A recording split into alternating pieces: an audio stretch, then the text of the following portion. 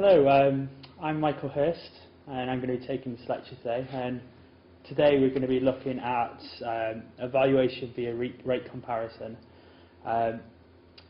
and this particular lecture is going to be very related to lecture number 4, where you're looking at designing user studies.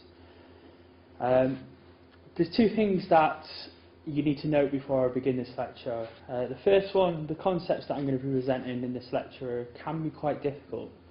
So I know Masuda and any other lecturers go on about background reading, making sure you're finding online resources to best enhance your knowledge, but this is vitally important in this lecture because I'm going to be only teaching the concepts, and there's a lot more material that you need to know in order to effectively evaluate user interfaces. The second point that I need to make is that the material that's going to be covered in this lecture is very, very relevant to your coursework. And not just when you come to evaluating user interfaces, but also when you're designing user interfaces, because there's no point in getting to a stage where you're trying to evaluate the user interfaces and then realizing that the way you designed it is not adequate for how you want to evaluate it. So it's an ongoing process that needs to be considered all the way through. To begin, the main objective of the session is to basically understand the methods in terms of evaluating. We do this by comparing the figures and the data that you might get from user studies. So, for example, if you were doing a user study, you'd probably use a survey, for example, or a questionnaire, as some people might call it. And it's basically taking those numbers and then figuring out some meaning to it and some significance to it. Because by the end of this lecture, and by the end of this stage in your coursework, you want to be categorically saying that something is better than something or something is worse than something in order to achieve the best marks. So the outline of the presentation, I'm not going to go into it, but this is what we're going to be covering in this presentation. And these are just some online resources that we would definitely strongly recommend you look at. And to be honest, there's loads more. I'm going to be going through some significance testing today, and one of the best things I find to learn is by doing, and what you want to be doing is you want to be trying to find some data sets that you get online once you've read about some testing, and then actually do it, because that's the best way you're going to understand. And these are just a few resources. There's plenty more online, so feel free to go and have a look yourself. And now, there's 3 questions when analysing any type of data. And the first question is, what does my data look like? And when I say, what does my data look like, I don't mean what font am I using or anything like that. What I'm talking about is, what does your data look like in terms of the patterns, in terms of how they can be visualised. And the best way I can discuss this is, for example, if you had user opinions by questionnaire on your interface, and you had a big Excel spreadsheet filled with numbers, it's very difficult to get any kind of meaning around them. However, just by structuring it in a certain way, you can get a lot better meaning out of what you're trying to do. And what we're trying to do in this section is to look for patterns in the data. So one of the best ways that a lot of people use patterns, that establish patterns, is through by simple visualizations. So a line graph, a bar chart, all those kind of things helps us to understand patterns. So by plotting certain things on an X and Y axes, and seeing that they go up over time, or as age increases, the opinion decreases, then simple patterns like that can tell us a lot more. And it's these patterns that you need to establish to begin with in order to progress on to the next question. So once you've understood the patterns, once you've established there's a certain pattern that you think might be apparent in your data, the next step is to understand better whether the patterns that you've established are actually significant enough for you to categorically say that the pattern exists. So the second step is to basically look at what the overall statistics are, the overall numbers. So if I give you an example that you were in your coursework and you plotted age demographics with their opinions on your interface, and you noticed that as the age demographics increased, so as age increased, then opinion decreased. So that's your pattern. So what you do now is look at what the overall numbers were. So you would work out the overall mean, the overall standard deviation, and then you'd also work out the mean and standard deviation and the aggregate for each group.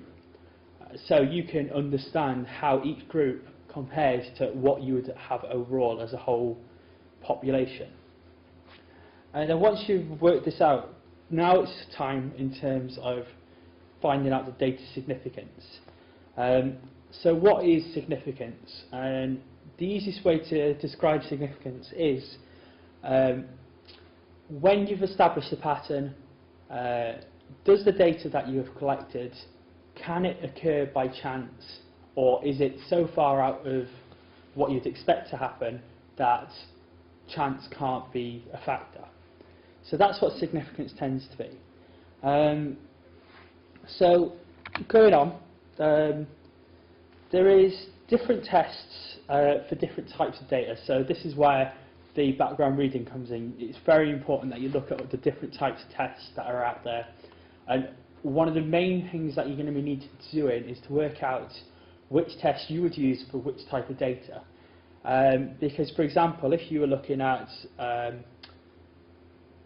multivariable data as opposed to one variable data, the tests you'd use are very different.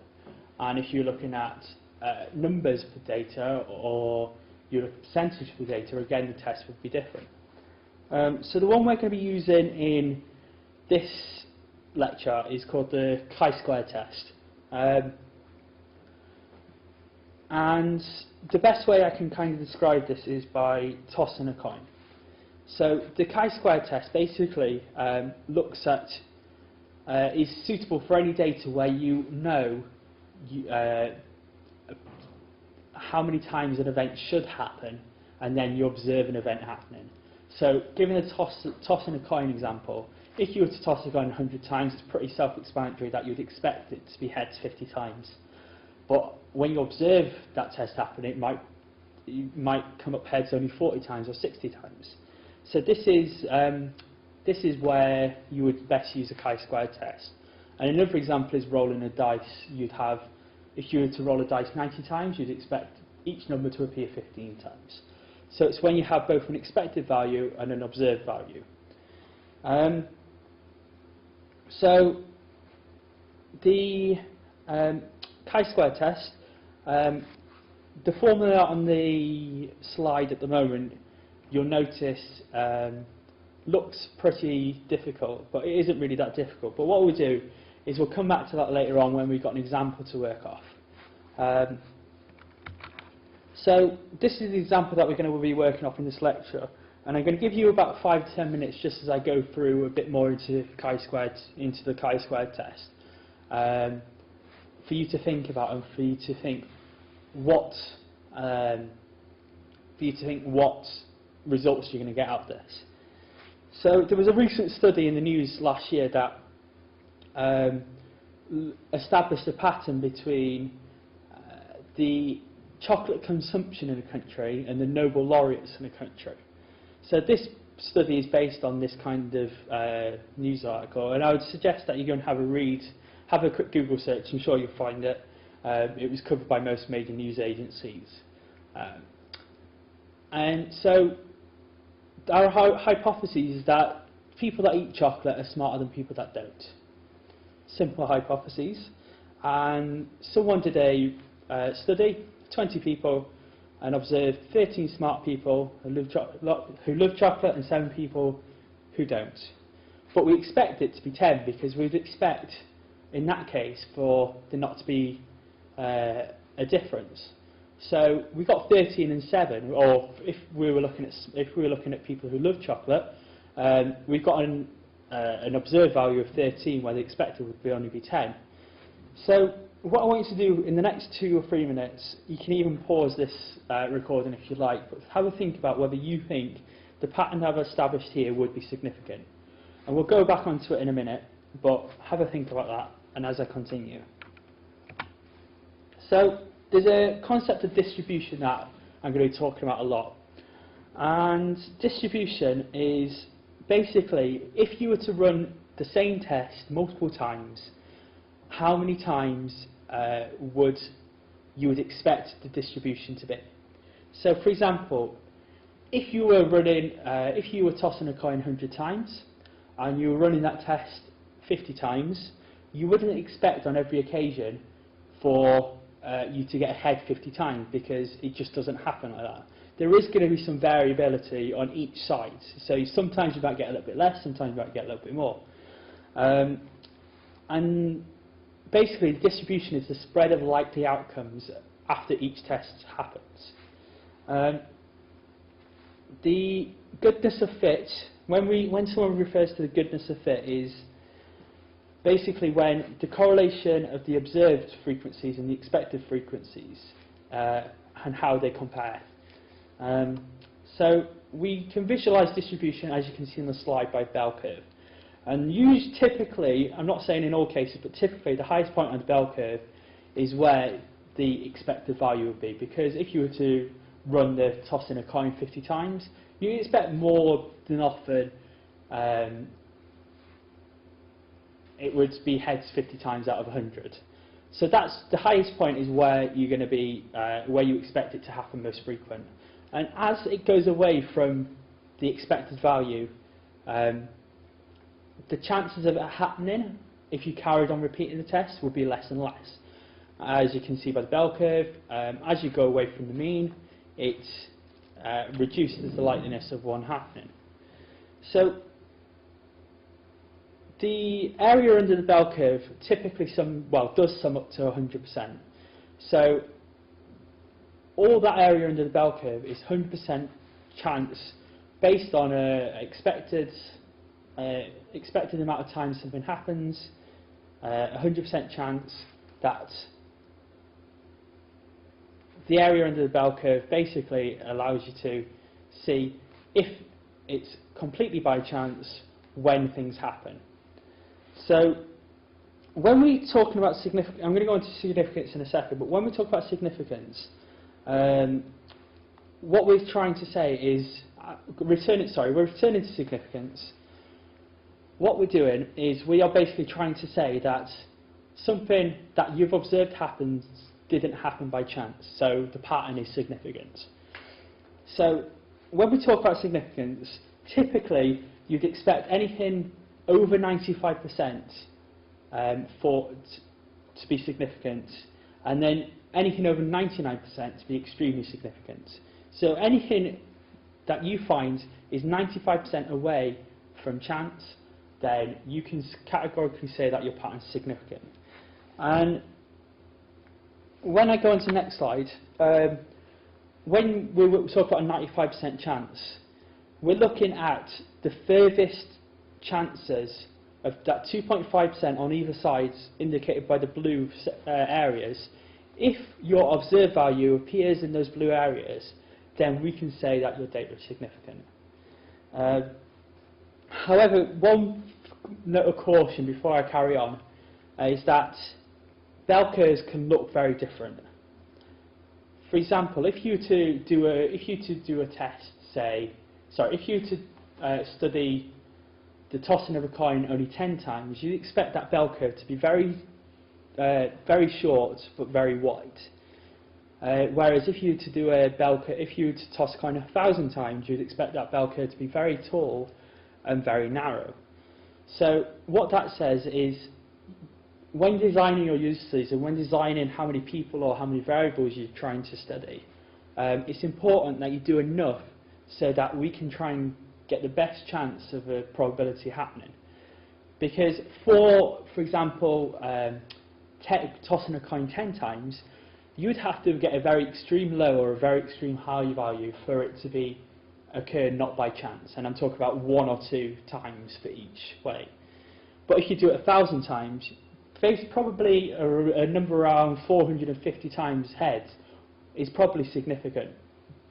And feel free to kind of have a test at that using data sets that you can create yourself. So when you complete the formula that we saw earlier on the slides, you get a decimal number output.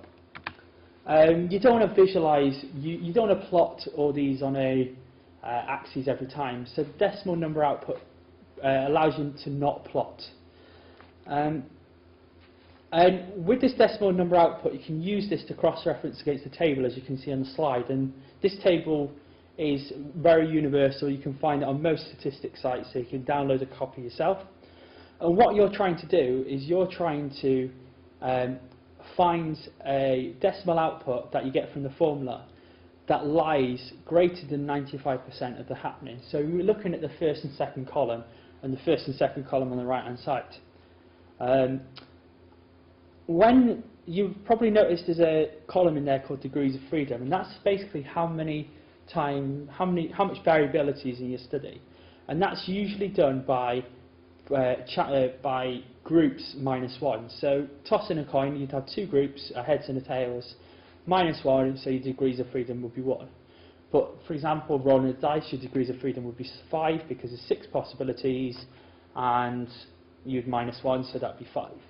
And as you can see, as the degrees of freedom increase, just like if you were to increase the amount of times you do the test, the area that you get to work with is far greater. So it might be a way of kind of giving people more options as well that might help achieve significance. So going back to your example, I want you to do these. The outcome of the formula is 1.8, but I strongly suggest you go back to the formula, you go back to the figures and try it yourself and make sure that you came out with the same output. And the output was 1.8. And as we've only got 2 choices in the study, people that love chocolate and people that hate chocolate, our degrees of freedom is only 1. So 1.8, basically, as you can see by the red line, goes between 1.32 and 2.71, so 25% or 10% chance of happening. Therefore, the null hypothesis is rejected.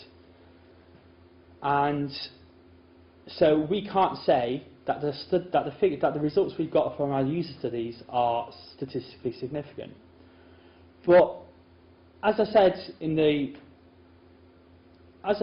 previous slide, we can try and do better to ensure that significance is achieved.